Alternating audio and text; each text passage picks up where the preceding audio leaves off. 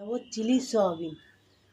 সয়াবিনটা আমি সিদ্ধ করে রেখেছি, এবার দিয়ে দিচ্ছি নুনের মধ্যে। এবার নুন দিয়ে দিচ্ছি, এই যে। এবার দিয়ে দিচ্ছি আদা রসুন লঙ্কা বাটা।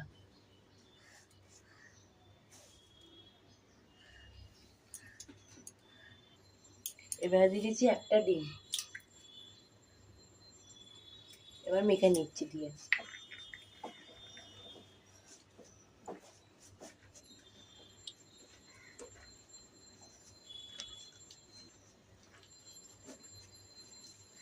মাখানো হয়ে গেছে। আমি এটা মাখিয়ে রেখেছি, মাখিয়ে রেখে দেবো 5 মিনিটের জন্য ঢাকা দিয়ে।